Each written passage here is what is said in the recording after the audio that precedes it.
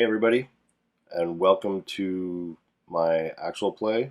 I've got a party of adventurers who are exploring this wilderness around a little town. Well, today they find themselves back in town. So let's see what happens. I'm Tristan. This is Heroes and Homebrew. Let's go on an adventure. Okay, so if we remember in the first 4 episodes, they explored this dungeon that's here. They found a cemetery full of lions here, which they haven't done anything about, and I don't know if they're going to right now or if it's just going to be information that they give to the town guard. And there's a town right here that they are currently situated at. You can't see it because their marker is over it. Now, I think they want to go further abroad. They didn't get much from the dungeon that they explored before, and they need some riches, they need some fame.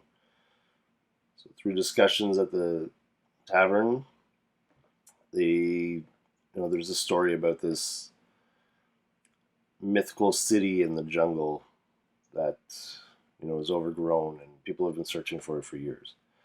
And I think that's going to bring them some glory. So they are going to go look for this. This is going to be an expedition. This is going to take weeks, possibly months, for them to complete. So the rumors have it that the city is down here in the jungle. Well, those are just rumors. When they get to this area, we're going to roll, and we're going to see if that's where it actually is, or if they're going to have to keep exploring and find it. We're going to start off with them. They're going to need some stuff to prepare this expedition. As it stands right now, they have no retainers. They have no mules or anything. So they're going to have to purchase some stuff. They are not particularly flush with gold.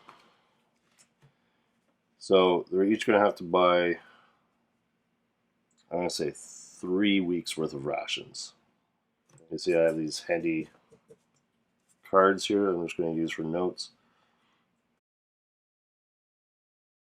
Alright, so they have mules, they have saddlebags, they have soldiers, 2 soldiers with them, and they have some non-combatants that can go with them to help carry stuff. All these people need to be fed. Alright, so everybody's got 3 weeks of rations.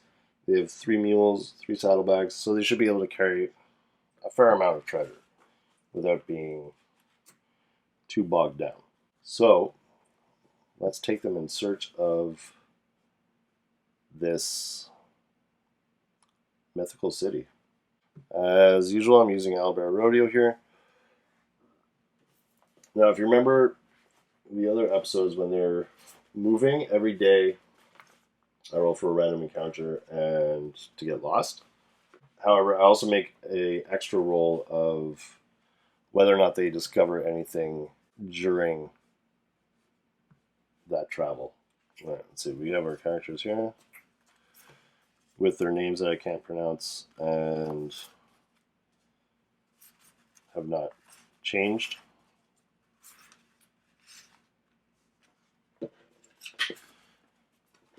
really should get myself like a table that I can dedicate to doing this because I'm running out of space on my desk. There we go, that's our party. Okay, so first day of travel, let's roll.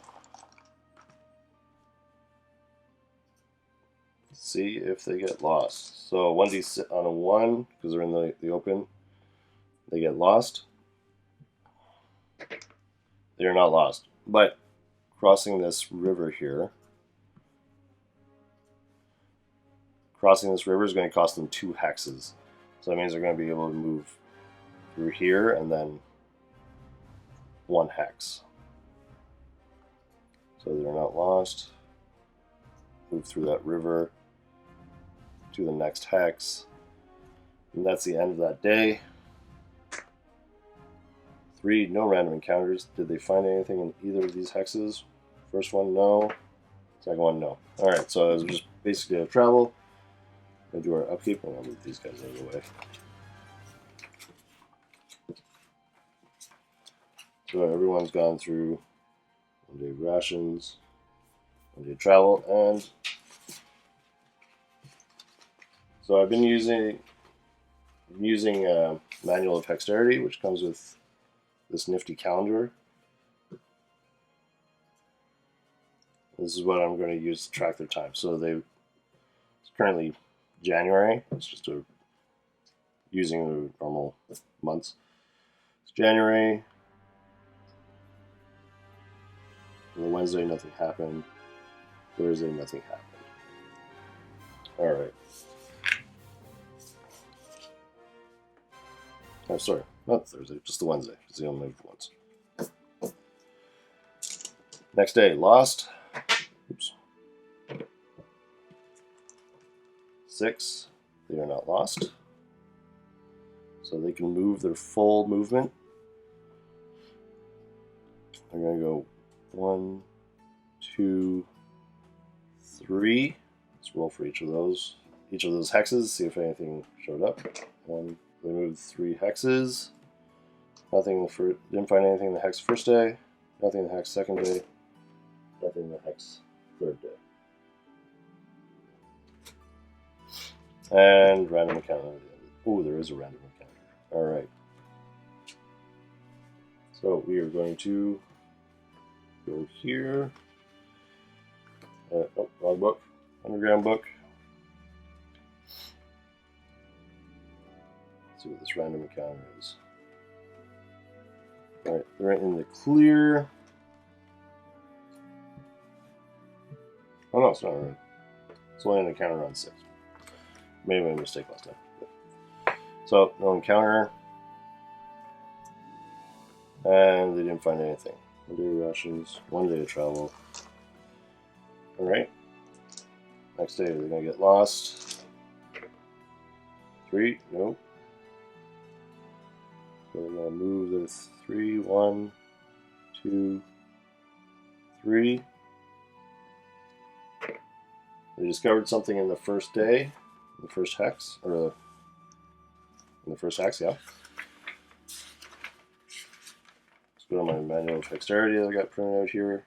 We'll roll a d8. Where's my d8? There you go. 3, so it's a landmark. All right, we'll roll a d20. 7. Found a cliff. Oh, interesting. So they come across this giant cliff. 11. That's infested by insects. You know what? I think that's gonna cost them some travel because they're gonna have to go around that. So I think it's gonna cost them a day of travel. So I think those 3 hexes that they just traveled is gonna cost them. That's gonna be 2 days worth, not just 1. And was it inhabited by anybody? It was not inhabited. All right, there we go. So that cost them 1 hex, or 1 day's worth of travel, and nothing in the other hexes. So that was actually 2 days of travel because they had to get around this ravine, this big cliff thing. So that's an A,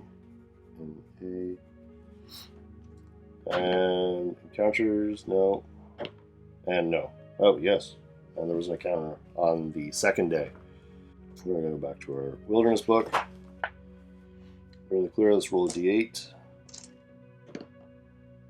8. Ooh, the dragon type. That's not good for anybody. All right, d12. Do I have a d12? Yeah, we do. All right. 12. Hydra. Okay. This might end their trip real quick. So they come across a Hydra. Let's see. Is it surprised? Is the Hydra surprised? Surprise is on 1. It is not. Is party surprised? Surprise is on 1 or 2 because the elves, they are not. Okay, so at least there's that. Hydra in this book. Where are you, Hydras? Hydra is 5 to 2 heads. What did I say it was? 7 to 12 heads. 5 to 12 heads or 7 to 12 heads? What? Okay. So 5 to 12 heads. How would I do that? I'm going to roll a d12, and let's see, anything over 7 is the number of heads. We roll until I get something that's cocked. 2, 1. Come on, give me something. There, 9 heads. 9-headed Hydra. They move 12. Their movement's 12. What is our movement? It's variable. I think our movement is. They're all mostly heavy foot. Yeah, 9. So they are twice as fast as us. Well, not twice as fast, but they are faster than us. Alright, is it a layer? 25% for a layer. 25% layer. It is not the layer. So reaction. Oh, okay. Reaction's pretty good. But our guys are going to try and avoid them. Actually, let's don't need this. No, I already got one for you. 9 heads. That is more than 60%. Which I did.